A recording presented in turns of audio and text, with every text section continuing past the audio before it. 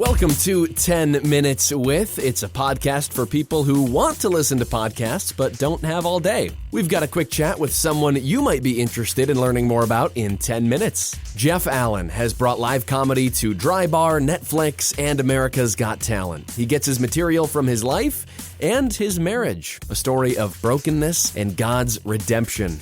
This is Jesse from Main and Gable, weekday afternoons on Family Life, and my talk with Jeff made me, laugh, of course, but also encouraged me that at the end of the day, it's God who directs our steps. So, Jeff, you have been doing comedy for decades, but I feel like in order to be a comic, you have to know at some point, hey, I think I'm funny. When did you realize that you were funny?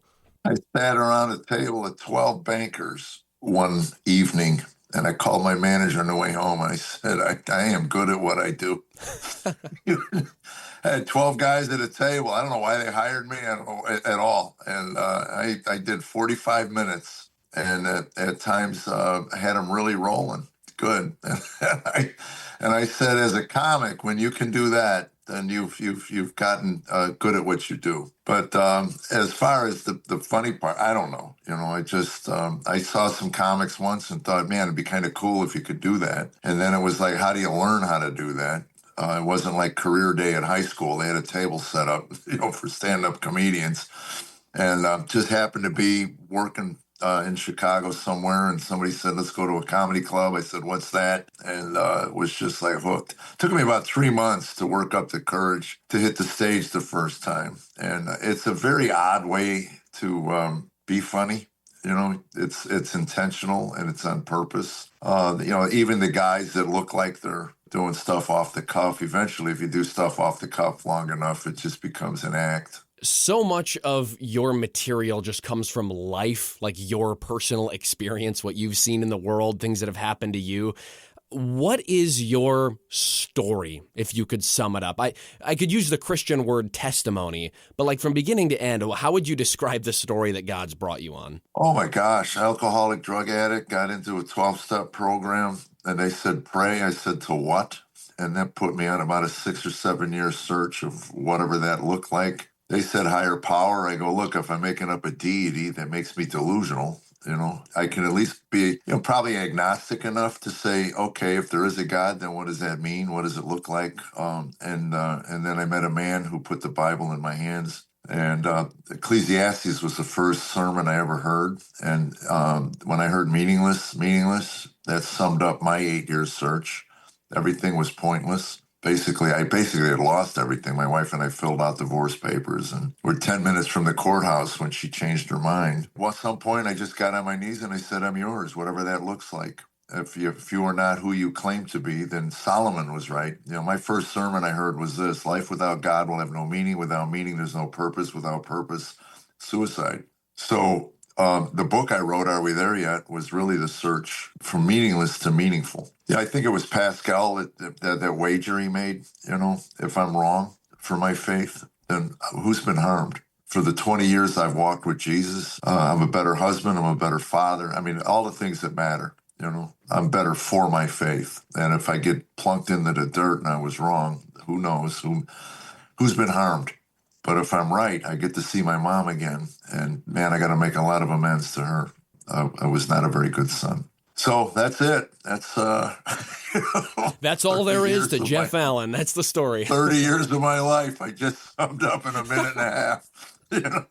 Well, you did a great job of it. I mean, that's a hard story to sum up in that amount of time, but I'm really grateful that God's given you the experience that He has, and also the marriage too. A ton of your material. I was just going through clips of yours on YouTube, and there's so much about your marriage. Well, you know what? I think that early I was angry, bitter, jaded, cynical, foul-mouthed. And she got the brunt of it. The first half of my book, 6 chapters, is the demise of all of that. And I tell audiences, if you can get through the first 6 chapters without killing yourself, it's actually an uplifting tale.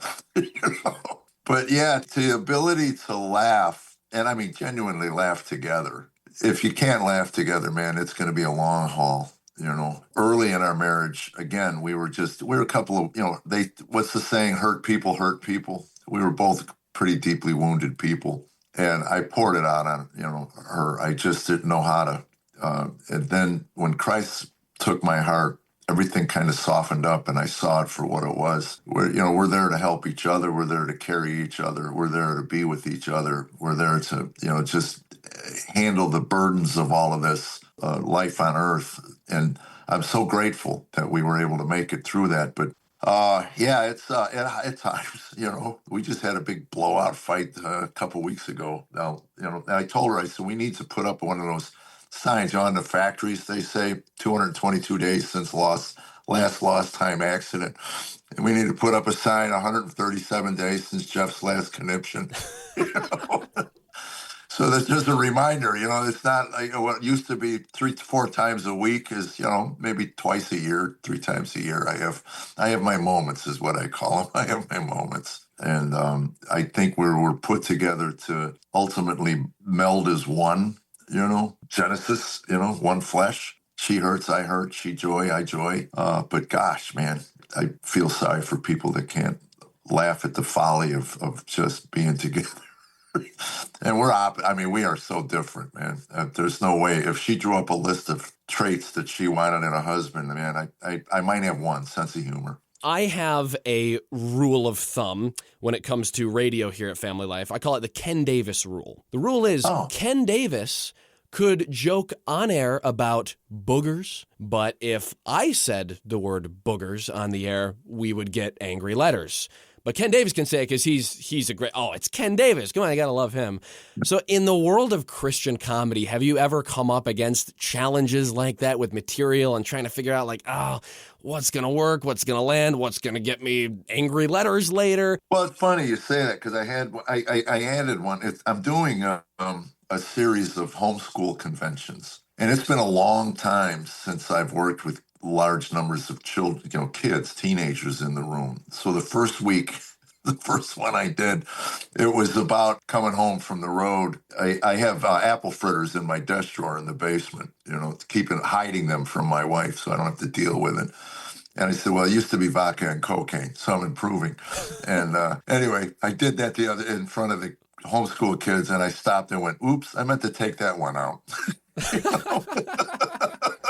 Yeah, it's again, I think the church for the most part gets malice, intent, the heart behind it, and I think the culture is switched. It's so interesting. Years ago, back in the 60s and 70s, it was the church that was rigid, orthodox, and I think it's the culture now. I think there's because of texting. I think there's a difference between saying "yeah, right" and then reading "yeah, right." I've always been of those of the belief that if there's malicious intent behind it, America's a pretty good judge. We know that, and we're not on board with it. So the church today, I think, has kind of lightened up a little bit, and as far as I go, it was interesting when I started with Gaither years ago. 20-some years ago, they came to me the next night and said, "Could you mention you love your wife?"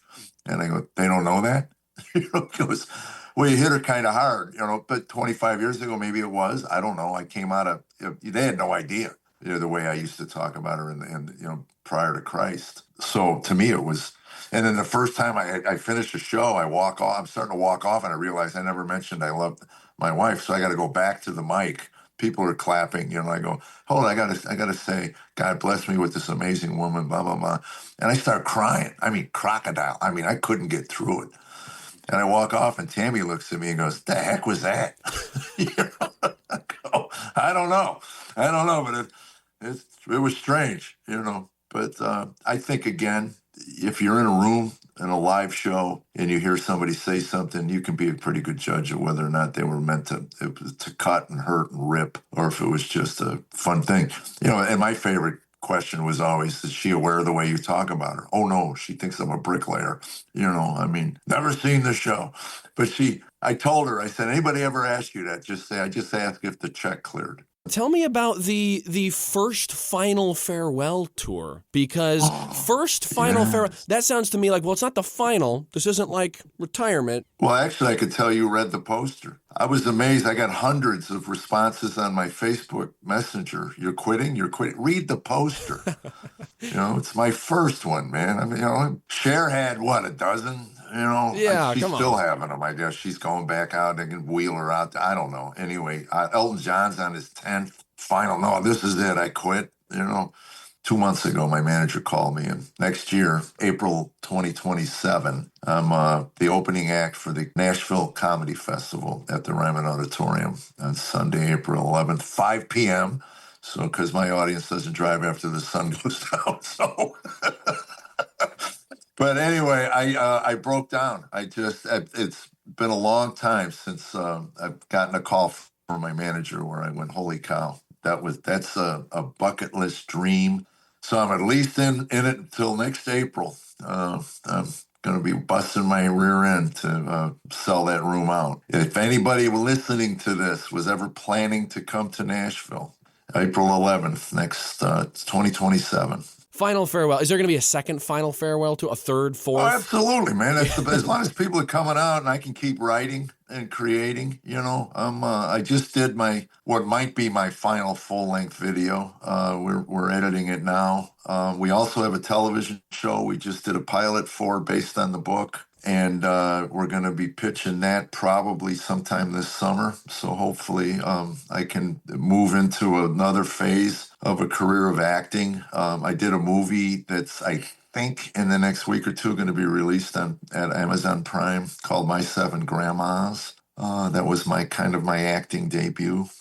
So hopefully people will respond to that positively. I like to say it's a cute movie, so it's actually was well done. I was very pleased with it. It's a gospel presentation, but I think it's really well done.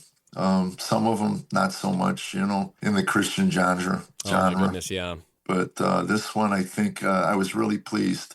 Jeff, thank you so much for your time. Looking forward to seeing you in Jamestown for the first final farewell tour. It's Friday, May 15th. Are you coming out? I'm hoping to. I'm hoping to see you there. I don't want to hear hope, man. You better show up. Jeff Allen is bringing his first final farewell tour to Jamestown Friday, May 15th at 7 p.m. You can get more information and tickets at familylife.org. If you've enjoyed this episode of 10 Minutes With, be sure to subscribe so you don't miss the next episode. You might also consider giving to Family Life, the listener-funded ministry that makes this and other podcasts possible. Go to familylife.org and find out more about what we do. Did you know Family Life offers a variety of podcasts, too?